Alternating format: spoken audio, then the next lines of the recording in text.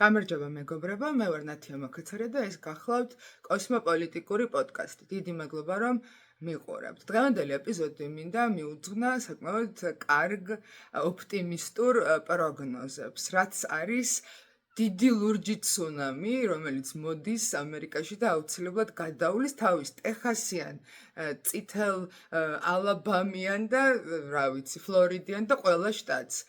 მაგრამ ასევე მინდა ხაზი გაუსვა, მთავარი რაზეც მინდა ვილაპარაკო არის თუ რა მანიპულაციებს გვიტარებენ ტრამპის ადმინისტრაცია იმისათვის, რომ მოირგონ საარჩევნო სისტემა და შეიტანონ რაღაცა სათავისოდ ცვლილებები. და აი რამდენიმე ამ ძალით წარმოქმნილ წინაღობას მინდა გაუსვა ხაზი.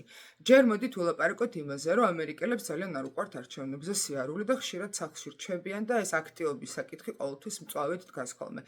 ამიტომ ყოველთვის ცდილობენ, რომ გაუადვილონ შტატები, უადვილებენ თავის მოქალაქეებს, მოსახლეობას, რომ მათ აუცილებლად მიიღონ არჩევნებში მონაწილეობა. ერთ-ერთი ეს გაადვილების პრინციპი სისტემური არის სწორედ აი ეს mail-in voting-ის საშუალება. ანუ, მაგალითად, მე, როგორ შტატში ვცხოვრობ, მე რეგისტრირდები ამ ვებსაიტზე, სპეციალურ ვებსაიტზე, government ვებსაიტზე და იქ მე რომ შემყავს ეს ჩემი მონაცემები, ისინი ამოწმებენ ჩემს მონაცემებს, ნამდვილად ვარ თუ არა კვალიფიცირებული იმისთვის, რომ მივცე ხმა და შემდეგ ჩემს მისამართზე მომდის წერილით ბიულეტენი და ამ ბიულეტენს რაღაც დრო მაქვს რომ შევავსო, მოვიფიქრო ვინ მინდა და მე რაღაცა 5-10 წუთის რადიუსში ყველგან არის საარჩევნო ყუთები და მივდივარ და ვაგდებ. ესეთი მარტივია მოკლედ. და მოკლედ ტრამპს უნდა რომ აი ეს გაგვიუქმოს. გარდა იმისა, რომ 15 შტატი უნდა რომ საერთოდ ცენტრალიზებულად, ანუ როგორც ცესკო ითვლის ხოლმე, ხო იცით, როგორც მოუნდება მე რა რიცხვსაც უნდა იმას რო გვეუბნება და დავითვალე არა თქვენ არის ნერვიულად და რაღაც რო იგონებს ახალ ხმებს და 200,000 კაცს, აი ესე უნდა დაახლოებით ტრამპს, რომ შტატებს აართვას დათვლის უფლება და თვითონ თეთრ სახლში დაითვალონ ტრამპმა და თავისმა ლოიალისტებმა, ხო და რა თქმა უნდა ამას ეს არ მოხდება, ეს სასამართლო ამას ძალიან გაუწევს წინააღმდეგობას. რაც შეეხება mail-in voting-ზე რისი გაკეთებაც უნდა, რაც არ გამოვიდა. ასევე უნდა აღვნიშნო, რომ რაღაცები არ გამოსდის მას, აღარ გამოსდის, იმიტომ რომ მან ისე დაკარგა მხარდაჭერა და რეიტინგი და მთავარი აქ რეიტინგები, რესპუბლიკური კონგრესი, რომ მას რაღაცა ემონებოდა და ყველაფერზე თავს უქნებდა, პირველ რიგში ამას იმიტომ აკეთებდნენ, რომ გაცილებით რომ მაღალი რეიტინგი ქონდა ტრამპს, მაგას ვიდრე თავად პარტიას. მაგრამ რადგან ვითარება შეიცვალა და ეს მოცემულობა ესე აღარ არის, 11 თებერვალს იყო, რომ გაიტანეს საარჩევნო სისტემაში ცვლილებების საკითხი კონგრესში და ტრამპს რო ეგონა, რომ თავარი საკითხი ყოფილიყო ეს mail-in post-it გაგზავნის აი ამ ბიულეტენების საკითხი საერთოდ გაუქმება უნდა გაეტანათ კონგრესში და ამით მას სხვა რაღაცები გაიტანეს, დამატებითი რაღაც ID და დამადასტურებელი მოწმობის წარმოდგენის რაღაც მექანიზმები ჩადეს აი ამ კანონპროექტში, მაგრამ აი ეს მთავარი ამბავი, რაც ძალიან გაუადვილებდა ტრამპს, რომ გაეყალბებინა და აქტიობა დაეწია, ეგ საერთოდ პოსტფაქტუმ დააყენეს ტრამპი და მოკლედ საერთოდ არ ჩადეს კანონპროექტში რა. ეს ჯერჯერობით ეს კანონპროექტი კონგრესში არის გასული და სენატს დიდი ვარაუდით საერთოდ ვერც გაივლის, იმიტომ რომ დამატებითი ID-ს ითხოვენ და ეს დამატებითი ID კიდე არის ძვირი და უნდა დრო. და როცა ყველა მიაწყდება, რომ მოითხოვოს ამ არჩევნებისთვის ეს დამატებითი ID, ან უფასოდ უნდა გამოუგზავნონ და სწრაფად, ან არა და წინაღობის შექმნა არის მოქალაქეებისთვის, რომ ხმა მისცენ. განსაკუთრებით იმ ხალხს აიქნება პრობლემა, ვინც აი მაგალითად 45-50% ამერიკელების საერთოდ არ აქვთ პასპორტი. და იმიტომ რომ არც მოგზაურობენ ამერიკის ფარგლებს გარეთ და იყენებენ ამ state ID-ს. და ამ state ID-ში მაგალითად თუ მიხვედი ამ state ID-ით, იქ უნდა ემთხვეოდეს შენი გვარი დაბადების მოწმობაში გვარს.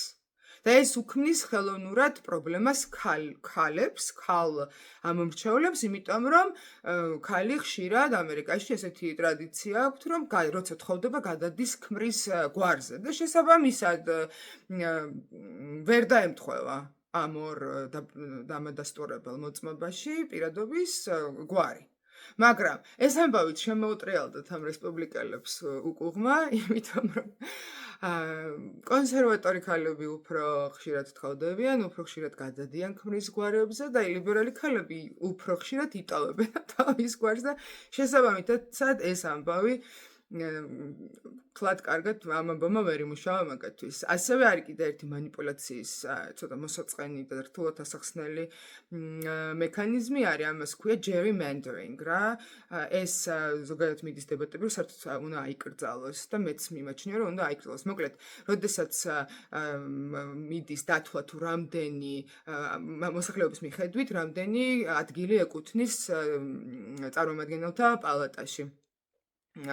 თვითონ კონკრეტულ დისტრიქტს, ანუ უბანს, ხო?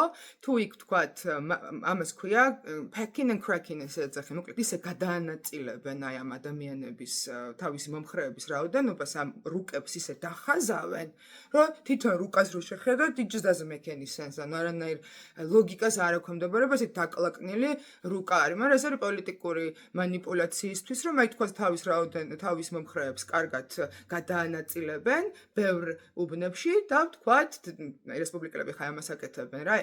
მარტო რესპუბლიკელები არა, დემოკრატებიც აკეთებენ რა თქმა უნდა, მაგრამ რესპუბლიკებმა დაიწყეს ამის კეთება ტრამპის ზეწოლით, რომ თავის მომხრეებს გადაანაწილებენ, რომ ეს დემოკრატები შეყუჟონ თქვათ ერთ დისტრიქტში, ანუ კი არ რელოკაცია კი არ ხდება მაგათი ფიზიკური, არამედ ეს რუკაზე იხატება ესე რა.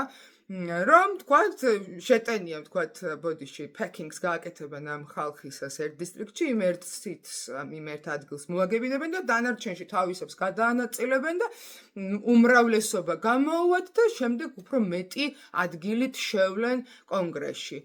ცოტა მოსაწყენია დიდი ბოდიში. მთავარი ამბავი აქ ის არის, რომ ეს манипуляციები დაიწყეს რესპუბლიკელებმა, მაგრამ ესეც შემოუტრიალდათ პირიქით და როგორც მე ვიცი, პირიქით დემოკრატებმა მიიღეს მეტი ადგილები და უფრო იხეირეს ამ ამბით. მოკლედ, ბევრი რამ აღარ შეგაწყინოთ თავი, მინდა რომ კარგ ნოტაზე დავასრულო, ამერიკის კონსტიტუცია არის ძალიან ძლიერი. იმ ორ წელიწადში, რომელიც ეძლევა პრეზიდენტს ამრჩევის დღიდან შუალედურ არჩევნებამდე, ამ ორ წელიწადში ვერ ასწრებ, რაც არ უნდა არაკეთილსინდისიერი კაცი აირჩიონ პრეზიდენტად, ტრამპზე უარესი არ არსებობს. აი ტრამპსაც კი წესით უნდა გაუძლოს ამ კონსტიტუციამ და ვერ უნდა მოასწრონ ამ ძალაუფლების ისეთი უზურპაცია, ისეთი ცვლილებების შეტანა აი ამ საარჩევნო სისტემაში, რომ საბოლოო ჯამში გააყალბონ. ამერიკაში არის ხოლმე გაყალბებები და დარღვევები, მაგრამ აი ძალიან ცოტა, იმდენად უმნიშვნელო, რომ დამტკიცებული არის სასამართლოების მიერ, მიუხედავად იმისა, რომ 69 სასამართლოში ქონდა ტრამპს ნაჩვილი, აი ბაიდენთან რო წააგო. დღემდე კი თუ თიყუშივით იმეორებს, რომ გამიყალბესო, მაგრამ ყველა სასამართლომ დაამტკიცა, რომ იმდენად პატარა დარღვევები იყო, რომ ეს საერთო სურათზე ვერ იქონიებდა გავლენას, მაგრამ ეს რა თქმა უნდა ყველაფერსაც აგებს უყალბებენ, ყველაფერად ვიგებთ მასზე აბრალებენ და ანგელოზია ეს ხო ვიცით. მოკლედ წესით უნდა გაუძლოს ამერიკის საარჩევნო სისტემამ, კონსტიტუციამ, აი ამ უპატიოსნო ადამიანების მმართველობას, პლუს ამას კიდე ემატება ის, რომ ისეთი დილეტანტები არიან, რომ რა გითხრათ, მაგის იმედით გვაქვს ძალიან, რომ ძალიან გამოუცდელი wannabe dictators არიან, გამოუცდელი დიქტატორები არიან და ჯერ ვერ მოერგნენ თლად. და პლუს ახლა ხო ეს მარტო თვითონ არ არის, ანუ ვინც ექვემდებარება, ყველა უნდა მიდიოდეს აი ამ კანონის დარღვევაზე, ხო? ხო და მოკლედ კარგი ამბები გველოდება ჩემი აზრით რა რაც არ უნდა ეს მაქსიმალურად ცდილობს ტრამპი რომ გადაფაროს აი ეს საარჩევნო манипуляციები რასაც აკეთებს კიდე აი რაღაცები ახ მოსაწყენია ამ დენს აღარ დაგელაპარაკებით კიდევ აი რაღაცები რასაც ეგენი აკეთებენ მაგრამ იმის გამო რომ ამაზე ლაპარაკი ასეთი სკანდალური არ არის ხო რაცა სკანდალური ამბებით აი ესე ხან ვითომ მომსაპირებს იქ რაღაც გრენლანდიას ემუქრება 1000 რაღაცას ამბობს და ესე ნიაღვარს ესე გვაყრის გვასხავს აი ამ ინფორმაციით რომ თავარი ამბავი რაც დღეს არის ნამდვილად მთავარი ამბავი აი ეს საარჩევნო манипуляციები რაღაცნაირად გაგვიყალბონ და რაღაცნაირად დარჩნენ ძალაუფლებაში უმრავლესობით იმიტომ რომ ვერ ასწრებენ ამ თავის რაღაც დიდ ცვლილებებს ეს უნდათ რომ გადაფარონ რა ეპშტეინის ამბავი ხო რამხელა სკანდალია მაგრამ მაგაზე მნიშვნელოვანი ხო ბევრის აზრით არის სწორედ აი ეს საარჩევნო манипуляციები იმიტომ რომ დავიღუპებით რო არ შეიცვალოს უმრავლესობა ნოემბერში ხალხო დავიღუპებით არ ვიცი რას დამსგავსება მსოფლიო მარტო ამერიკა რა თქმა უნდა არა და საქართველოც ამ მსოფლიოს ნაწილი არის მოკლედ ძალიან ნერვიულად მაგრამ მე რაც რომ ეს ნიაღვარი დაგვაყაროს და დაგვასხას ტრამპმა რომ გადაფაროს ეს